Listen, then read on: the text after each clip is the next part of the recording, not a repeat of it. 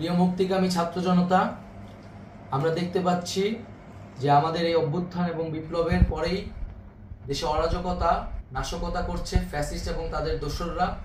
আমরা দেখতে পাচ্ছি যে বিভিন্ন জায়গায় এখন গোলাগুলি চলছে, মন্দিরে হামলা হচ্ছে এবং নাশকতা ও লুটপাট করছে। আমরা মনে করি আমাদের যে ছাত্র নাগরিকদের অভ্যুত্থান তাকে নস্যাৎ করার জন্যই পরিকল্পিতভাবে এই ধরনের ঘটনা ঘটানো হচ্ছে। আমরা মুক্তিকামী ছাত্র জনতাকে সজাগ এবং সতর্ক থাকতে আহ্বান জানাচ্ছি এবং আমাদের যে অন্তর্বর্তীকালীন সরকার, আমরা সেই সরকারের যে প্রস্তাবনা 24 ঘন্টার সময় নিয়েছিলাম, জরুরি পরিস্থিতি মোতাবেক আমরা এখনই তার একটি রূপরেখা ঘোষণা করছি।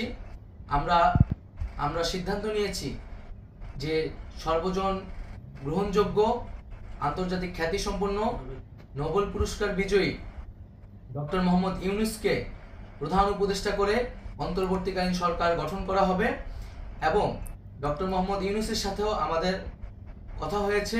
তিনি ছাত্র জনতার আহ্বানে বাংলাদেশকে রক্ষা করতে এই গুরু দায়িত্ব নিতে সম্মত হয়েছে। আমরা সকালের মধ্যেই আমরা এই সরকার গঠনের প্রক্রিয়া দেখতে চাই। রাষ্ট্রপতির কাছে আহ্বান থাকবে যে দ্রুত সময়ের মধ্যে ডক্টর মোহাম্মদ ইউনূসকে প্রধান উপদেষ্টা করে অন্তর্বর্তীকালীন সরকার গঠন করা হোক এবং এই অন্তর্বর্তীকালীন সরকারের বাকি সদস্যদের নামও আমরা সকালের মধ্যে ঘোষণা করব।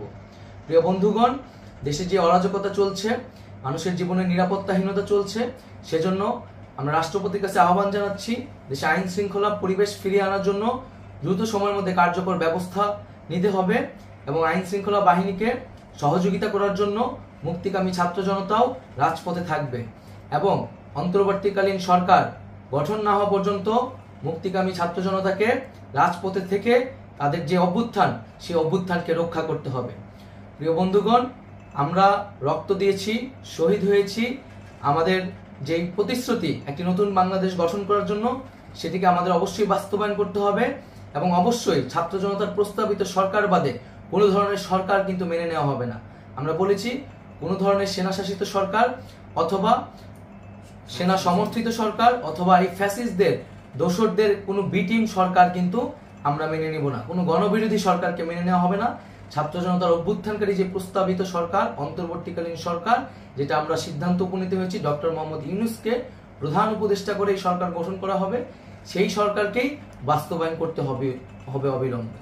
আগামীকাল সকাল থেকে সকলকে আহ্বান জানাচ্ছি রাজপথে থাকার জন্য এবং আমাদের যেই সাম্প্রদায়িক সম্প্রীতি এবং রাষ্ট্রীয় সম্পদ রক্ষা কমিটির ঘোষণা হয়েছে বৈষম্যবিরোধী ছাত্র আন্দোলনের নেতৃত্বে, সকল পাড়ায় পাড়ায় এলাকায় এলাকায় সেই কমিটি পাহারায় থাকবে। আমাদের সংখ্যালঘু কমিউনিটিকে আমাদের রক্ষা করতে হবে, রাষ্ট্রীয় সম্পদ এবং এই দেশকে রক্ষা করতে হবে আমাদের।